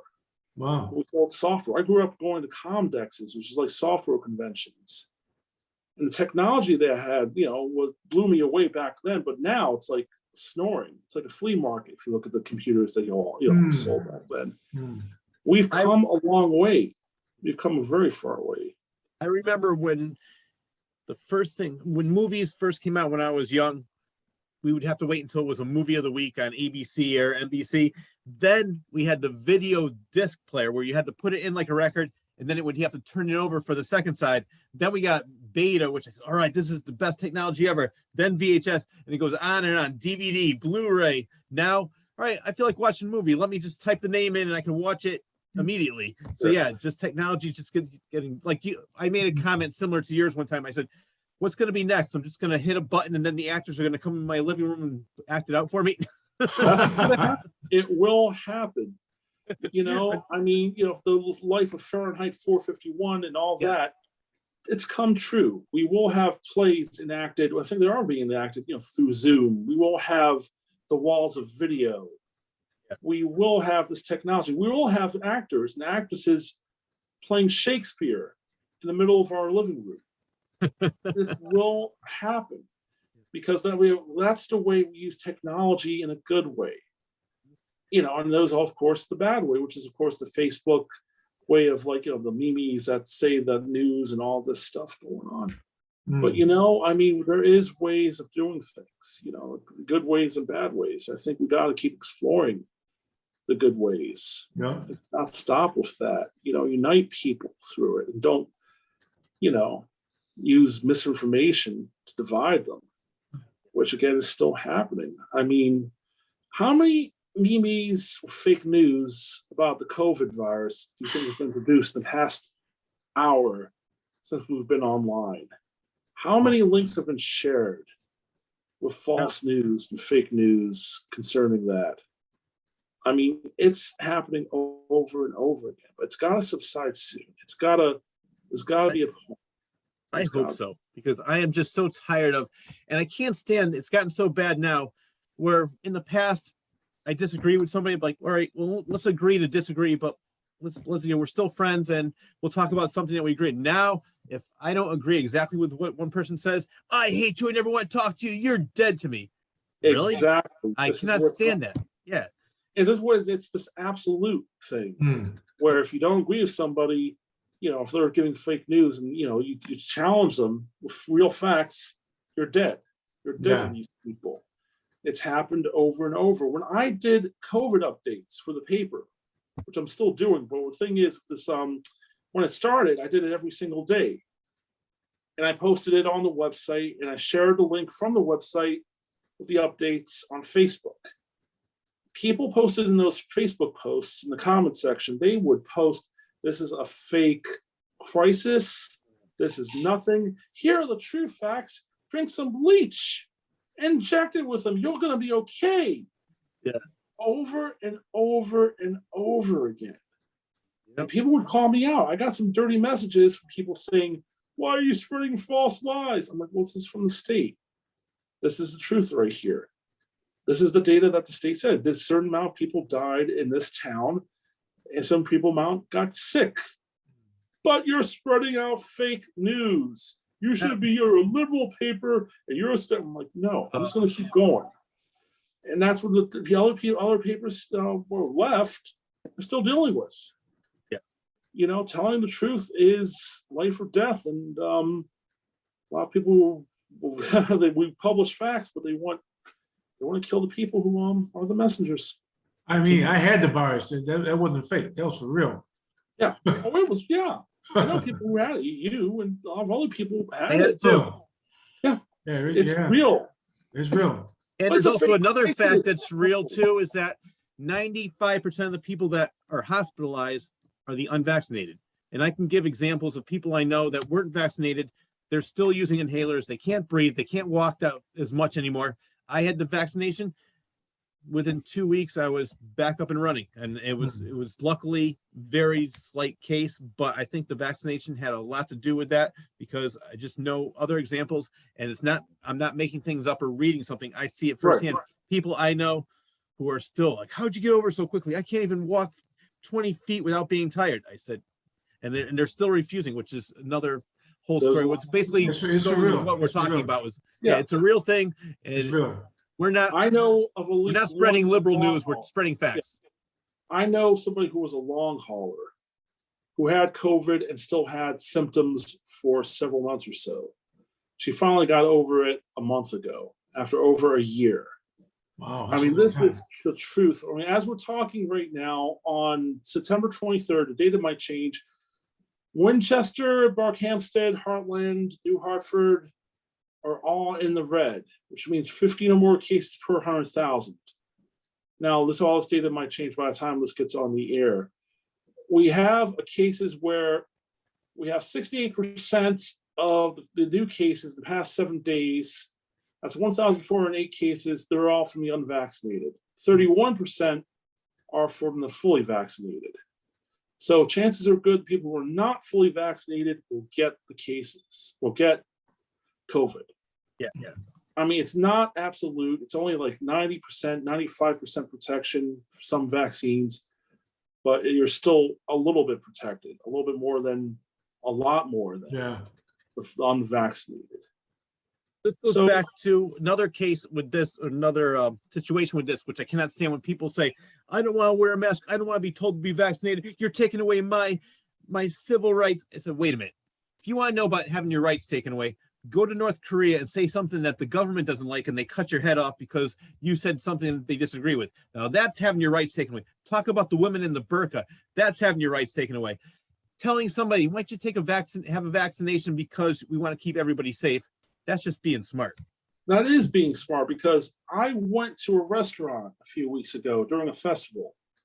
I'm not going to identify the restaurant or the diner or anything. It's a really good person who works there. And she told me, please wear a mask. So I got a mask in, and she was talking to me, and she said she had customers who've yelled and screamed at her because she wanted them to wear a mask. One guy screamed at her so loudly, she was crying, and he came back in with a Bible and said, I'm going to pray for you right here because I don't think you should be wearing a mask, and I think these masks are horrible. So I've got Bible right here, and I am going to pray for you. I will pray for you right here. Wow. And you have all these people who are totally gung-ho and insane, and they think, masks kill people, and they think masks don't protect people.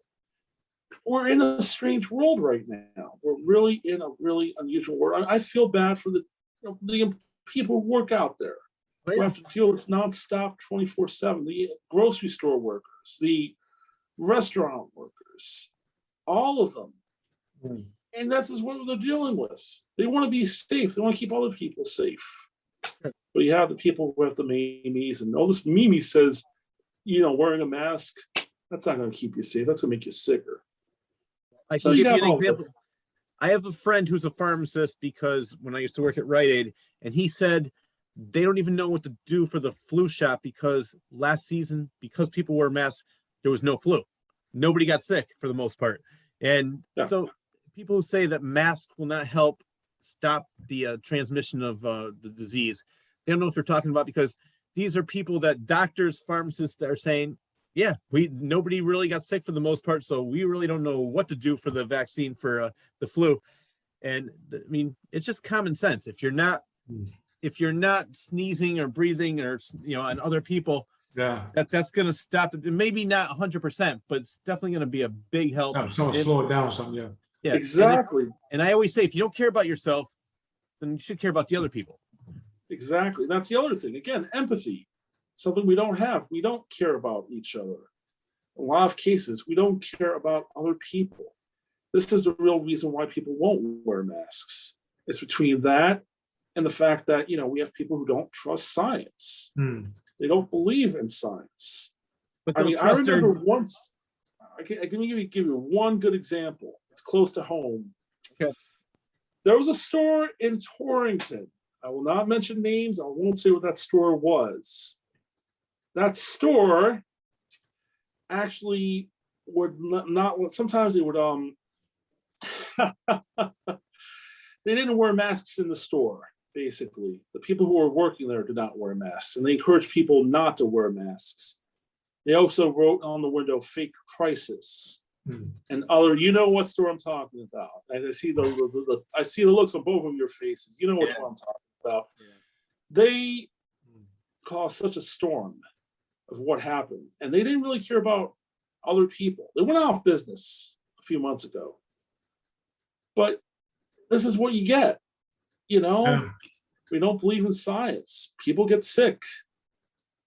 Well, that's what I tell people. I said, you don't believe in science, you don't believe Dr. Fauci, but you'll believe Sean Hannity and Tucker Carlson, who were vaccinated, but they know what their demographic wants to hear. So they say, oh, don't believe that, don't get into that. But they have it because they want to be safe. They're telling you not to get it, and you're going to believe them over a guy who's spent his whole life in science and the facts. I just don't understand. That's it right there again. Personality and pandering. Yes. Pandering to what they want the audience to believe in.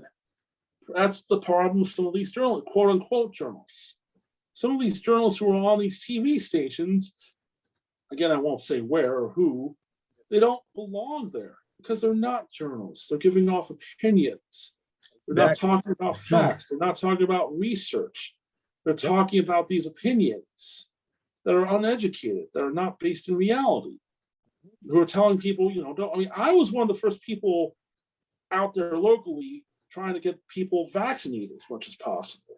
You know, during the news columns about the COVID updates, I put in updates of where you could get vaccinated, when they're going to be available, what locations, where you can get them, and as well as tests. And of course, I still got a backlash for it. I got people saying, well, you shouldn't be doing that because you're a liberal paper now and all this stuff. But all I ever cared about was keeping people safe during the whole pandemic. That's all I really wanted to do, you know, because I knew people were getting sick out there. I knew for a while we didn't even have a vaccine, for crying out loud. But as soon as that came out, I'm like, okay, I'm just going to keep updating constantly on how we can do this, how you can get the locations, how you can get it.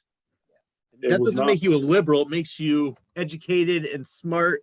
And trying to spread. Yeah. So I don't know. I cannot stand how stating facts makes you either a liberal or a conservative. It's just being a journalist. That's all you're being. Well, we're running out of this. You know, again, it's just like, you know, we don't have that as much anymore. Even stating facts means that you know, trying to be stating educated facts to people means that you're biased, and that means you're a liberal or progressive. God help us, you know, one of those like really progressive people like Bernie Sanders. I got Bernie's hairstyle right here nowadays anyway. So, you know, I mean, come on, you know, that's the thing. You try to help out people and you're going to get, you know, your butt kicked anyway. Oh, yeah. Look what happened in Alabama. Yeah. Alabama, Trump, who started this whole thing, was saying vaccinations, it's fake, whatever, fake news. He said at a rally recently, he said, get the vaccination. I got it. It's good. They started booing him. The people in Alabama, exactly. And he started that. And you know what? This is even sadder because I was talking to a friend who didn't want to get the vaccination, and I told them this story. And this is what she told me. Oh, well, they just gave him a placebo. I said, what are you talking about? Oh, he didn't get the real thing. So they're just going to believe what they want to believe. It doesn't matter what you tell them. And that's why I always tell people, I cannot stand all these keyboard warriors on Facebook. You know, I hate you. I hope you die. If you saw them in person, they'd say, hey, Rich, how's it going? I always say, you're not going to convince me. I'm not going to convince you. Why are you on my post just trying to start a fight or vice versa? We've had so many different people out there starting fights, and it's gotten to the point where I'm not even fighting for anybody anymore. No, me neither. You know, I mean, it's just like, you know, it's gotten to the point where it's not even worth it. I mean, I could tell a good story about a musician. Again, I'm not naming names. I know I've been biting my tongue about these things. I'm not going to name names. There was a musician that recently played a festival a few months ago. I'm not going to say which festival either, but this musician said that she was an anti-vaxxer. She did not agree with vaccinations. She subscribed to conspiracy theories. And I'm thinking to myself, okay, well, this person's going to be playing live outdoors for a lot of people. I better warn the organizers. And I did. So the thing is, you got these people out there who are still doing this. Just trying to spread stuff, not just stuff, but the bad stuff. That's true. You know, the COVID stuff. What gets me mad is I bring this up all the time. I'll let you finish. It was when I bring up the fact that when I went to school, and all the kids still probably have to do the same thing, we had to get all our shots or we weren't allowed to go into school because we had to be fully vaccinated with mumps, polio. I don't even know what shots we had to get, but that nobody had a problem with that. Nobody thought our rights were being taken away. We just did it because we had to do it. Now, all of a sudden, we ask you to do something, or they ask us to do something. It's complete chaos and disaster. Oh my God, you can't tell me what to do. That's what I hate. Oh yeah, it's like we're losing our liberties. It's unpatriotic that we must force our kids to wear a mask in school. It is unpatriotic that we must force them to get shots. I know people with signs around here and other towns who have these unmask our kids signs out there. I see them all. And it is total rubbish. There was even a billboard. I know. And it's like, are you trying to get kids killed? Are you trying to get their parents killed? Are you trying to get others killed? Again, not caring about one another. Yeah. We just care about our quote unquote rights. We have a right to not be sick. We have a right to stay well. We have a right to protect people in our family, our friends. No.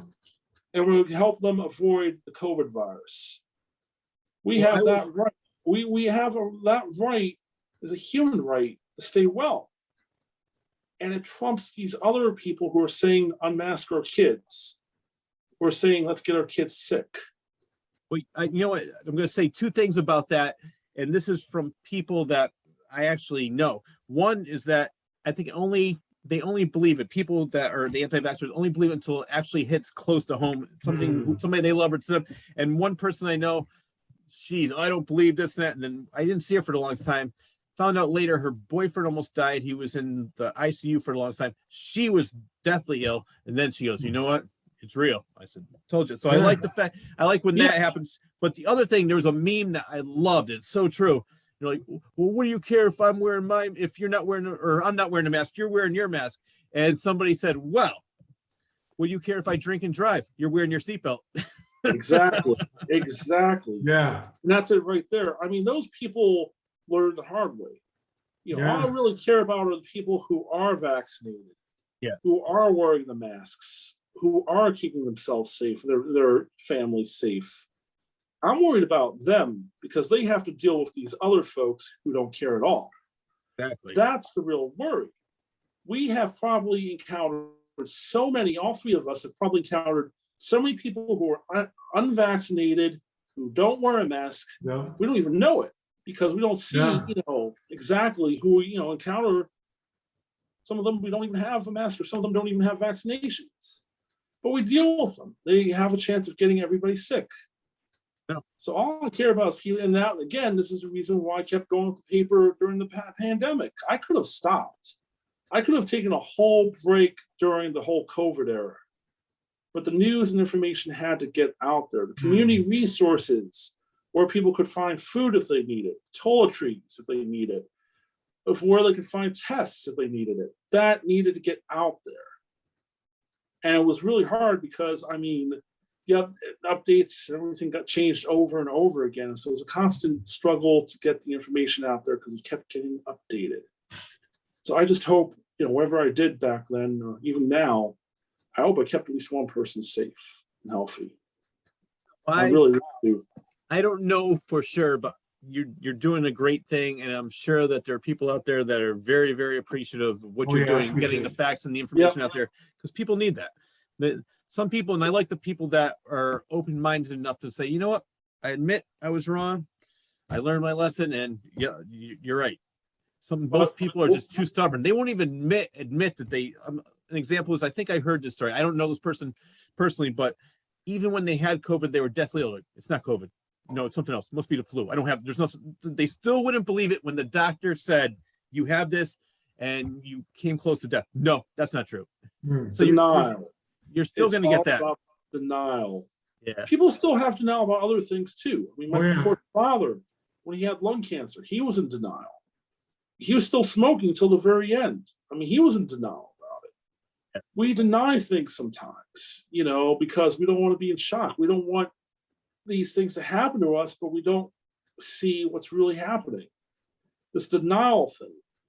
I remember when my dad was dying, he snuck out of the house, drove the car, and over 5 days before he died, he was still smoking. I caught him with a pack of cigarettes. Oh man. He didn't really care at all. I don't have lung cancer, Shaw. I don't. Here he is, frail, just back from chemotherapy from the Farber Institute in Boston, where we took him to try to get him healthy. He got chemo, and he's still smoking. What did he think he had? Why was he taking or having chemo if he didn't have lung cancer, in his opinion? Oh, he thought it was just a phase. That's what he said. Just a phase. Oh my I took God. him to, the damn Farber Institute in Boston, Dad, to get treated. Oh, it's just a phase, Shaw. And here he is in his pajamas, weighing 80 pounds, smoking his damn American spirits. Yep. People get in denial about what's happening to them. Exactly. It's tragic, but it's just what happens with COVID. Oh, but COVID's not real. Oh, yeah, you got it, but it's real. But, I love I was going to say, I love the people that will not believe science, will not believe the doctors, but when they're sick with any other ailment, oh, well, the doctor said I should take this. Oh, so you trust the doctor for that, but the same doctor who's telling you to do this, he doesn't know what he's talking about. Exactly. Oh, the doctor said I should put some cream on my cheek for my pimple. Yeah. Oh, the doctor said to me, my whole thing is going to get cleared up real soon, but I just got to put some cream on it, and it's going to clear up really, really soon. But I don't have COVID. He says I got COVID, but I don't have COVID. But I still got the cream that's going to clear up that stuff and the junk in the bottom and all that stuff. But it should be okay. But I don't believe with anything else. It's something else where we're selective with the facts. Yes. We like it, people think that health and science is about. It's almost like one of those restaurants where you can pick and choose, buffet restaurant. Oh, I can pick and choose this fact. Oh, I can pick and choose this fact. I'll pick and choose the chicken teriyaki wings along with the science, the chicken, all the little chicken here. Oh, I'll avoid the COVID facts as well as the French fries. It's not. It's all about one thing. People don't get that. The brick of knowledge, a rock of knowledge. Yes. They don't care. They just want to have a little pebble of knowledge. They don't want to listen fully. And again, I saw Bob Woodward speak. I met Bob Woodward. He's a great guy. I had a chance to talk to him for a while, but I saw him speak at the Palace Theater in New Haven. And there was a person from, he writes tons of books about all White Houses. I mean, he's from Nixon all the way till now. So the latest book he came out with was right before COVID, about 2 years ago. And some guy in front of me, you could tell he goes, this guy's full of it. He doesn't know what he's talking about. And he walked out. I said, first of all, I don't know why he would come to this presentation. He knows who Bob Woodward is. Second of all, so you're going to believe the guy who's a news analyst, who's an opinion maker on whatever station he likes, but you're not going to believe a guy who spent hours and hours talking to the people who are actually working in the White House. But that's not true, just because you don't want to hear what he has to say. Exactly, because again, it's like pick and choose. Pick and choose your facts, like from a buffet, from a restaurant buffet. We'll pick and choose. We're not going to take the whole thing. And it's like that of some people who read papers or do journalism. We pick and choose. We don't get the full perspective. And the other thing is, we are in a strange culture where people actually think that outrage does something, where you scream out loud, where your Facebook posts 40 or 50 paragraphs long, spouting all your opinion. You're talking in an echo chamber. Nobody's listening to you because you're not putting everything together properly. You're not getting your argument properly. Your argument is like a straw house. Yeah. The foundation is straw. Everything is straw. Nothing's solid there. But my opinion means more. I mean, I've seen some racists online. Oh my goodness. Now I've befriended them and I've called them out. And I've clobbered them. And when somebody asks me about a certain person, I'm like, that person's a racist. And I got the screenshots. I got it. I think the problem is with before social media, people thought like that. I think it was always bubbling underneath the surface, but now there's a platform where they're actually proud to think like this because they think they're validated because other people on similar Facebook posts, oh, you think like that too. Now they have power because they're together and it's a crowd. It's not just one crazy guy going, oh yeah, I think this, but I don't want to say anything. People are going to think I'm weird. Now they're emboldened and they feel like that they have the right to say that and they feel proud. And that's, I think, a big thing that's happening. Now I'm talking about extremes, but the one case you're talking about, Facebook and social media, Instagram, TikTok, I think they're giving people like that more power because they think that, and they don't have to be seen, but they can be heard, and they think that they're proving their point. But if you see them in person, you wouldn't even know. They're like, oh, this person's really nice. Well, exactly. I mean, the thing is, they really think they have more power now. But the thing is, you got to call them out. I love that. I did a story a few years ago about this person in Winsted who made some threats against some professors and some students on YouTube.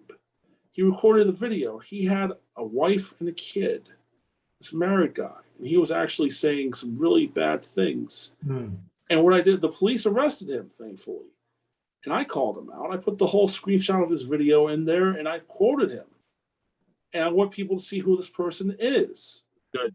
Because I want the face of hatred to be seen. I want to call them out. because that's what you have to do. You have to call these people out. It shows the ugliness of who they are.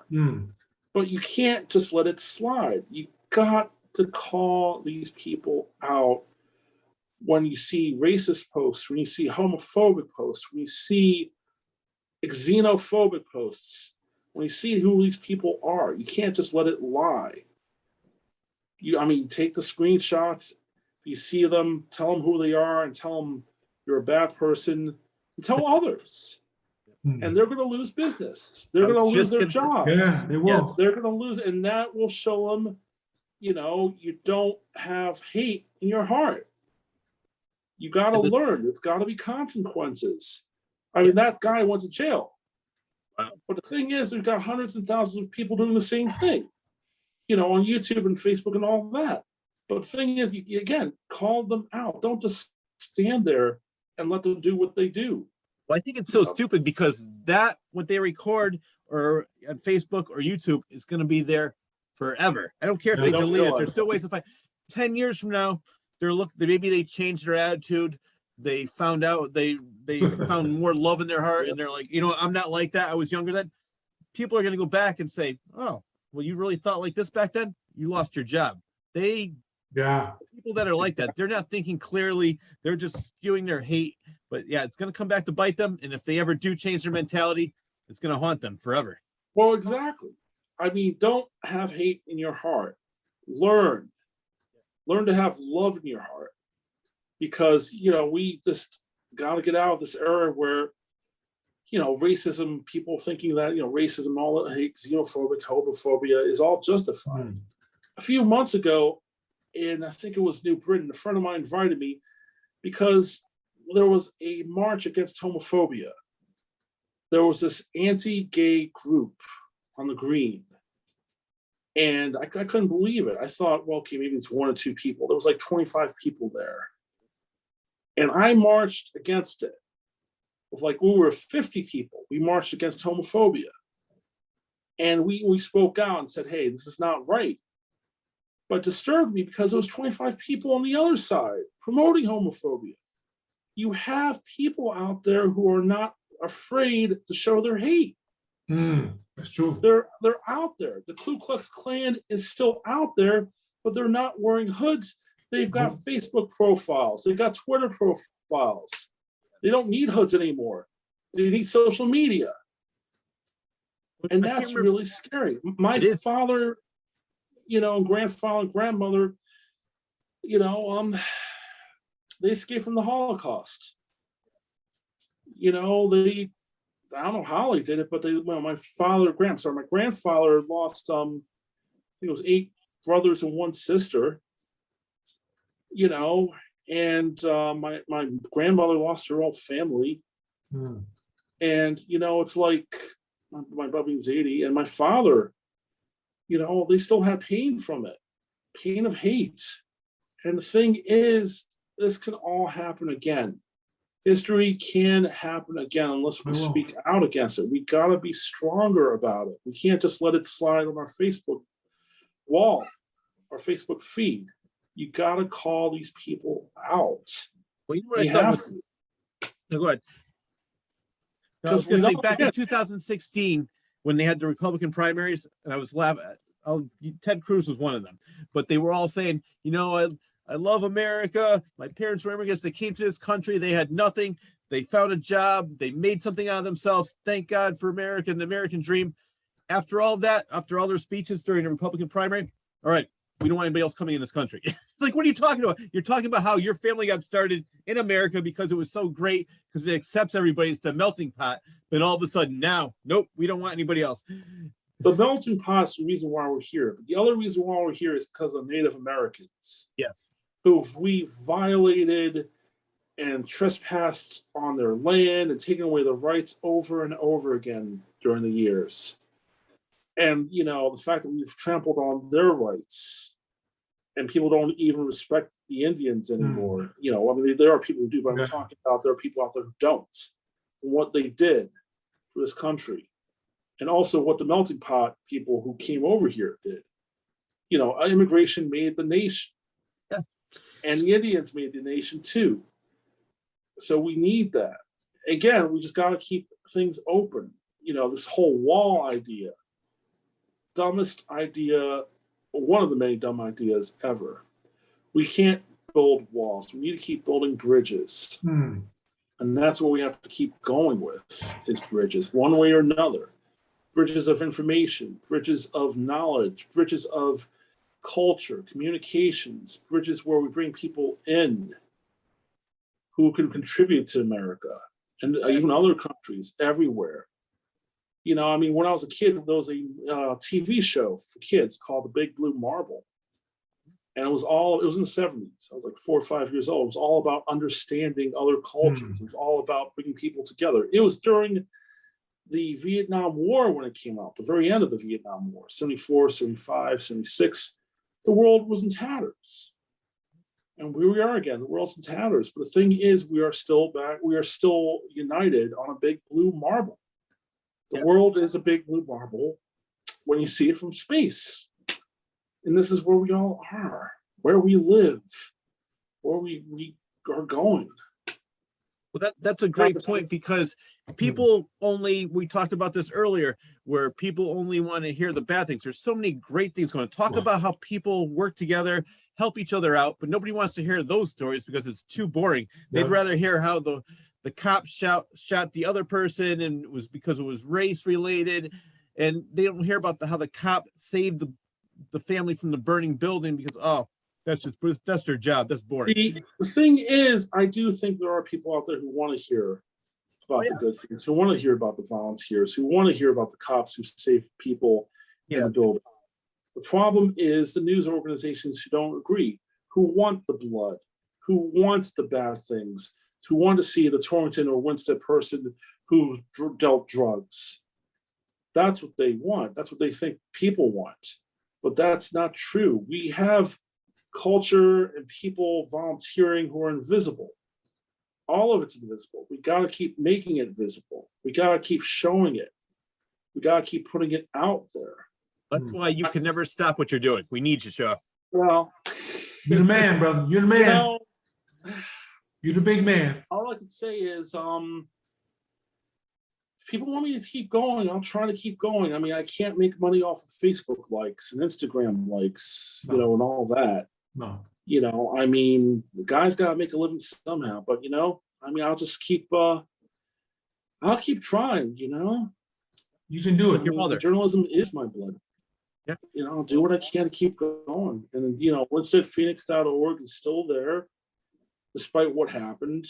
I mean, but we're still here, and hopefully, everybody else was still here too. Yeah. Sure. And I hopefully, appreciate the support people have given me over the years, no matter what paper I've been at. So shout out to everybody. Thank you. We all want to thank you for the great job you're doing, getting the word out, not just opinions, but facts, and educating people, teaching them, and letting them know what's going on in the world. And it's not all bad. There's a lot of good things out there, and you're definitely one of the good things here. Thank you. Before we go, is there anything else that we missed that you want to talk about? When I started the papers out, I started off with dot matrix, paper and printers. Back in college, we had a problem with the paper, and I started my own paper. I posted it up on bulletin boards, basically. Went from there. So, we were talking about dreams and aspirations and people's dreams being killed. And the thing is, you shouldn't give up on your dreams, even when it's hard times and hard work. You still keep going no matter what happens. Because the world that's when you need them the most. Yeah, it's a totally cold, ruthless world out there. Ooh, brutal. Well, you can find ways to make it brighter, even a little corner of the world. You gotta keep trying, and you gotta keep going, and you gotta keep learning. Because my dad once said, because I didn't want to go to college, I told him I've learned everything I could learn. And he told me, Shaw, when you stop learning, you stop living. It's true. So you keep living and learning. And that's There's it a right quote there. that I love. I'm not sure who, I think it was credited to the Dalai Lama, but I heard other people credited. But it goes something like this. When you talk, all you hear is what you know. When you listen, you actually learn. Unfortunately, there's a lot of people going, blah, blah, blah, talking about what they think they know instead of listening, say, all right, you know what? I learned something today. Maybe I'll look at it a different way. I think we need a lot more to listen. We need a lot more we need a lot more dialogue instead of monologues. Exactly. Gentlemen, I really appreciate your time as always. Yes, no, it was great. Great having you on here. And I'm still part of the board. I still want to help with the newspaper, and wherever you go, if you want to start something new in the future, I'll definitely be there to help you, support you. Even just I don't know where I'm going. My GPS doesn't tell me where I'm going half the time. I can't even tell you where I'm going when I walk out of the door in the morning. But I'm just gonna keep going and going because that's all you can do. You gotta keep going. Just gotta keep going. By the way, one thing I gotta add, I don't know if there is a board anymore at this point or an organization, but that's something else for another time. Yep. All right. Well, where can people find you? And where can people find the Winsted Phoenix? WinstedPhoenix.org. WinstedPhoenix.org. Still alive and still there. If you want to find me on Facebook, Shaw Israel Izikson, ShawIsrael Izikson. Don't be afraid to friend me. Don't be afraid. I'll see you. Learn something. I'll learn something from you, no matter where you guys are. All right. If you're another planet, I still will learn. I'd love to hear from people. Yes. Well, that wraps up the latest episode of Rich and Wibo present the Local Artist Show. A huge thanks goes out to Shaw Israel Izikson for taking time out of his busy schedule to be on the Local Artist Show. I would also like to thank you, the viewer, for tuning in. Enjoy your day, everyone. Good night. Good night. Good night. Good